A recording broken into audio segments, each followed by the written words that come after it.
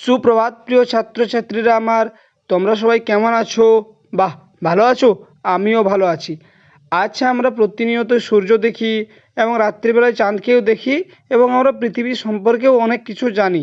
তাই আজকে আমরা এই তৃতীয় শ্রেণীর সৌরজগতের যে কথা সেই সম্পর্কে কিছুগুলো প্রশ্ন উত্তর খুব সুন্দরভাবে জেনে নেব এবং এটি আমাদের আজকের প্রথম ভিডিও এবং প্রথম পর্ব। তো তোমাদের যদি ভালো লাগে তো অবশ্যই কিন্তু আমি এরপরে আবার কিছু নিয়ে আসবো এই বিষয়ে। তো চলো প্রথমেই জানি পৃথিবী কি। পৃথিবী হলো সূর্যের চারিদিকে ঘূর্ণায়মান একটি গ্রহ, যেখানে মানুষ সহ নানা জীব বসবাস করে। এরপর বলো তো চাঁদ কি। চাঁদ হলো পৃথিবীর একমাত্র প্রাকৃতিক উপগ্রহ যা পৃথিবীর চারদিকে ঘোরে। তাহলে আমরা বুঝতে পারছি যে চাঁদ একটি উপগ্রহ এবং পৃথিবী গ্রহ। এরপর বলো তো সূর্য কি। তাহলে সূর্য হলো একটি নক্ষত্র যা আলো ও তাপ দেয় এবং পৃথিবী সহ সব গ্রহ তাকে ঘিরে ঘোরে। এরপর বলো তো গ্রহ কাকে বলবো আমরা। তাহলে গ্রহ হলো এমন একটি মহাজাগতিক বস্তু যা কোনো নক্ষত্রের চারদিকে নির্দিষ্ট পথে ঘোরে এবং নিজে আলো দেয় না, যেমন পৃথিবী সূর্যের চারদিকে ঘোরে। উপগ্রহ কাকে বলে। উপগ্রহ হলো এমন একটি মহাজাগতিক বস্তু যা কোনো গ্রহের চারদিকে ঘোরে, যেমন চাঁদ পৃথিবীর চারদিকে ঘোরে। এরপর নক্ষত্র কাকে বলে বলো তো। নক্ষত্র হলো এমন একটি মহাজাগতিক বস্তু যা নিজে থেকে আলো ও তাপ উৎপন্ন করে, যেমন আমাদের সূর্য। সূর্যকে আমরা প্রতিনিয়তই দেখতে পাই। এরপর পৃথিবীতে তো আমরা বাস করি, তাহলে বলো তো পৃথিবী দেখতে কীরকম। পৃথিবী দেখতে গোলাকার এবং মহাকাশ থেকে নীল ও সবুজ রঙের দেখা যায়, তাই একে নীল গ্রহ বলা হয়। ছায়াপথ কাকে বলে।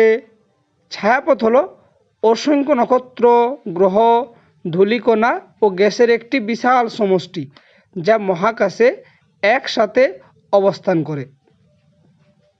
চাঁদ কীরকম দেখতে। চাঁদকে তো আমরা রাত্রিবেলায় নিয়মিতই দেখতে পাই, বিশেষ করে রাত্রি যখন আমরা বাইরে বেরোই, তাহলে চাঁদ দেখতে গোলাকার এবং সাদা ধূসর রঙের। এর উপরে অনেক গর্ত আছে, তাই এটি একটু দাগযুক্ত বা খসখসে দেখায়। এরপর বলো সৌরজগতে কতগুলো গ্রহ এবং কি কি, তাদের নাম কি কি। তাহলে সৌরজগতে মোট 8টি গ্রহ আছে। এগুলো হচ্ছে বুধ, শুক্র, পৃথিবী, মঙ্গল, বৃহস্পতি, শনি, ইউরেনাস, নেপচুন। এই গ্রহগুলো সবাই সূর্যের চারদিকে ঘোরে, কারণ সূর্য একটি নক্ষত্র। লাল গ্রহ কাকে বলা হয় এবং কেন বলা হয় বলো তো। লাল গ্রহ বলা হয় মঙ্গল গ্রহকে, কারণ মঙ্গল গ্রহের মাটি ও পাথরে লোহা আছে যা অক্সিজেনের সঙ্গে বিক্রিয়া করে মরিচা ধরে লাল রঙের হয়ে যায়, তাই দূর থেকে গ্রহটি লাল দেখায়। এই জন্য মঙ্গল গ্রহকে লাল গ্রহ বলা হয়। পৃথিবী কোন দিক থেকে কোন দিকে ঘুরছে বলো তো। পৃথিবী পশ্চিম দিক থেকে পূর্ব দিকে ঘোরে, তাই আমরা সূর্যকে পূর্ব দিকে উঠতে দেখি এবং পশ্চিম দিকে অস্ত যেতে দেখি। আচ্ছা, তোমরা চন্দ্রগ্রহণ তো দেখেছো, তো বলো তো চন্দ্রগ্রহণ কাকে বলে। চন্দ্রগ্রহণ হলো এমন একটি ঘটনা যখন পৃথিবী সূর্য ও চাঁদের মাঝে এসে পড়ে এবং পৃথিবীর ছায়া চাঁদের ওপর পড়ে।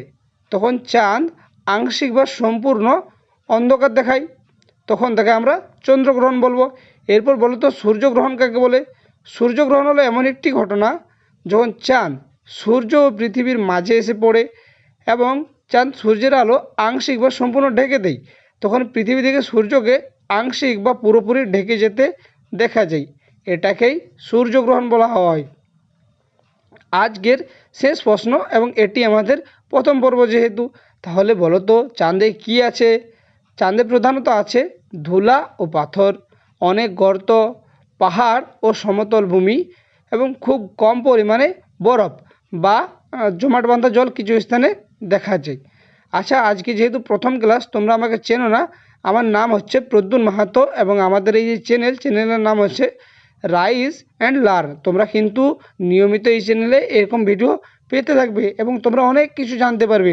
আজকে সৌরজগতের আমরা কিছুগুলো জাস্ট শিখেছি, জেনেছি। এরপর আমরা সৌরজগতের যে অন্য পর্বগুলো আছে সেগুলোও কিন্তু খুব সুন্দরভাবে আমরা সবাই মিলে এখানে শিখব। চ্যানেলটিকে অবশ্যই সাবস্ক্রাইব